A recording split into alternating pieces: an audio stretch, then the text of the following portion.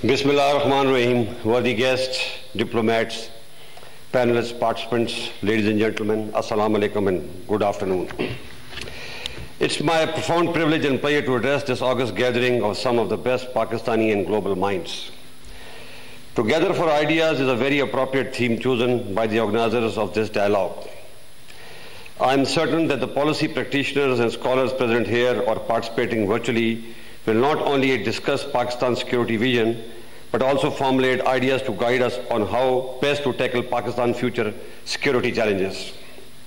I would like to appreciate the National Security Division for identifying the need for Pakistan to have its own security dialogue. I commend the NSD and the Advisory Board for putting together the first iteration of this dialogue. I hope this trend of integrating intellectual input into policy making continues to grow. Ladies and gentlemen, it is almost universally acknowledged fact that the contemporary concept of national security is not only about protecting a country from internal and external threat, but also providing conducive environment in which aspirations of human security, national progress and development could be realized. Surely it is not solely a function of the armed forces anymore. National security in the age of globalization, information and connectivity has now become an all-encompassing notion wherein besides various elements of national power, global and regional environments also play a profound role. National security is thus multi-layered, outer layer being the exogenous factors of global and regional environment, and the inner layer being the endogenous factors of internal peace, stability, and developmental orientation. A nation at peace and a region in harmony are thus essential prerequisites for attainment of national security in the true spirit. No national leader of today can ignore these facts. I also firmly believe that no single nation in isolation can perceive and further its quest for security, as every single issue and security dilemma faced by today's world is intimately linked with global and regional dynamics. Whether it be human security, extremism, human rights, environmental hazards, economic security, or pandemic, responding in silos is no more an option. Ladies and gentlemen, the world has seen ravages of World War and Cold War, wherein polarization and neglect of virtues blighted human future and brought catastrophic consequences for humanity.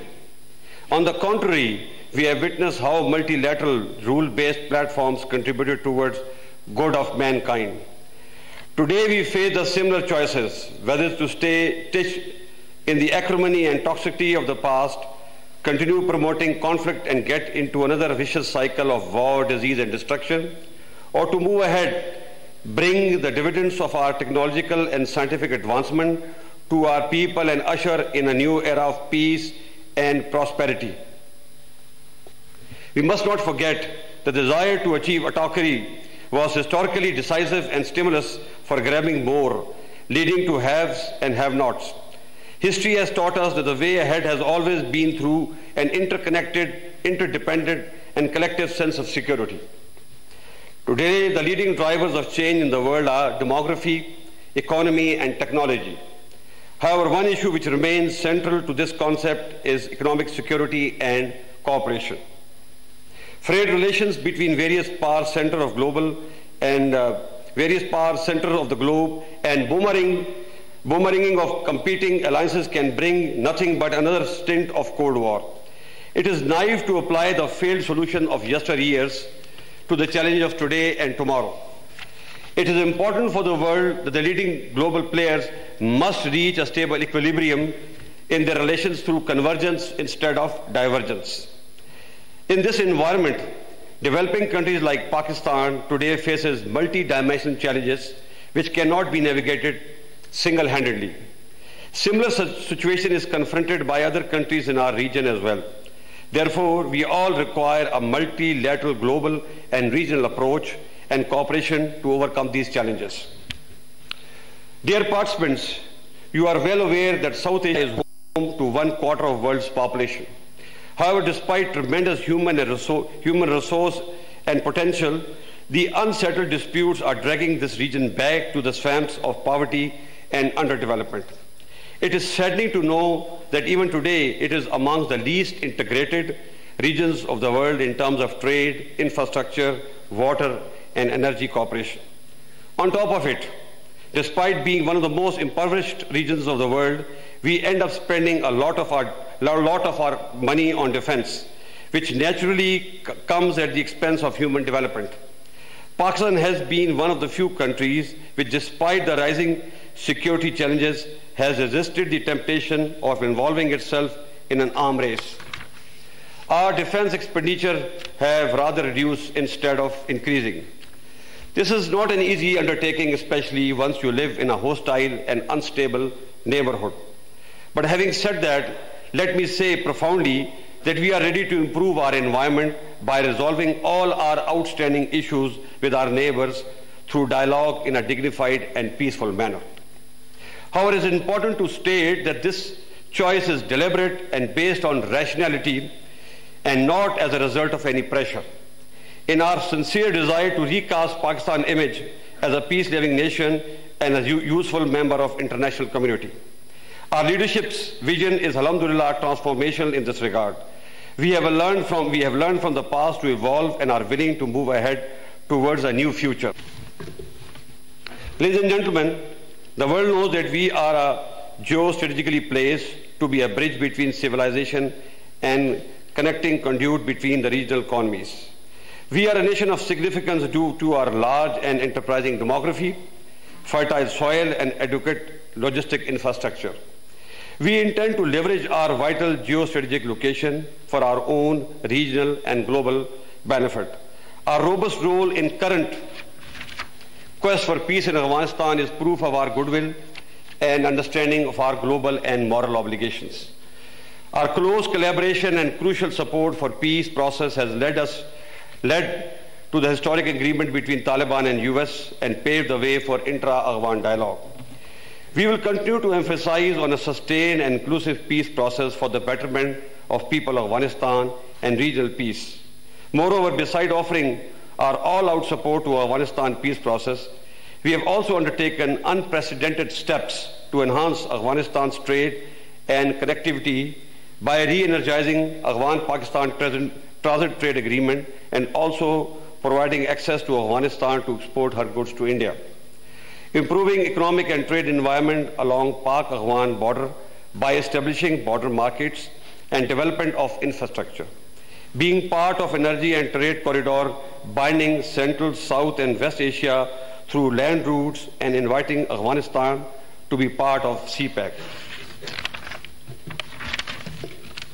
Dear participants, stable of South and Central Asia by ensuring connectivity between East and West Asia. The potential, however, has forever remained hostage to the disputes and issues between two nuclear neighbors. Kashmir dispute is obviously at the heart of this problem. It is important to understand that without the resolution of Kashmir dispute through peaceful means, process of subcontinental rapprochement will always remain susceptible to derailment due to politically motivated bellicosity. However, we feel that it is time to bury the past and move forward.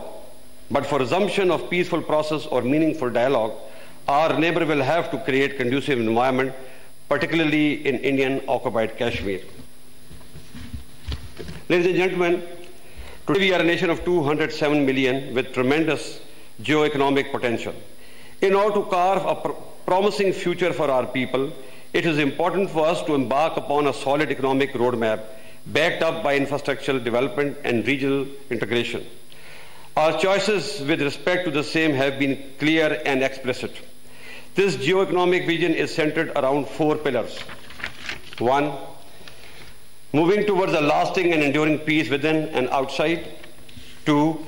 Non-interference of any kind in the internal affairs of our neighboring and regional countries. 3. Boosting intra-regional trade and connectivity. 4. Bringing sustainable development and prosperity through establishment of investment and economic hubs within the region. Pakistan has been working towards all four aspects with unity of purpose and synchronization within the various components of national security. We had realized that unless our own house is in order, nothing could be expected from the outside. Now, after having overpowered the menace of terrorism and tide of extremism, we have begun to work towards sustainable development and improving economic condition of underdeveloped areas. Pakistan Army has contributed tremendously towards this national cause by rebuilding and mainstreaming some of the most neglected areas through massive development drives besides ensuring peace and security. Our long campaign against the tide of terrorism and extremism manifests our resolve and national will. We have come a long way, and yet we are a bit short of our final objective. But we are determined to stay the course. Dear participants, CPEC has been at the heart of our economic transformation plan, and we have left no quarter to declare its necessity for addressing our economic woes. Our sincere effort to make it inclusive, transparent, and attractive for all global and regional players with the aim of bringing its benefit to everyone. Let me also emphasize that while CPEC remains central to our vision, only seeing Pakistan through CPEC prism is also misleading. Our immensely vital geostrategic location and a transformed vision makes us a country of immense and diverse potential, which can very positively contribute to regional development and prosperity. The vision, however, remains incomplete without a stable and peaceful South Asia. Our efforts for reviving SAARC, therefore, are with the same purpose. Our effort for peace in Afghanistan and responsible and mature behavior in crisis situation with India manifest our desire to change the narrative of geopolitical contestation to geo-economic integration. We are doing our bit, but a major contribution is to be made by the global players through their cooperation. I am sure that an economically integrated South Asia is much more suited to them instead of war-torn, crisis-ridden and destabilized zone. We also have a hope in the form of incoming US administration, which can transform the traditional contestation into a gainful economic win-win for the world in general and the region in particular. South Asia can be the starting point for regional cooperation. I have firm belief that economic and sustainable human development can guide us into a future full of peace and prosperity. And finally, it is time that we in South Asia create synergy through connectivity, peaceful coexistence, resource sharing to fight hunger, illiteracy and disease instead of fighting each other. I thank you.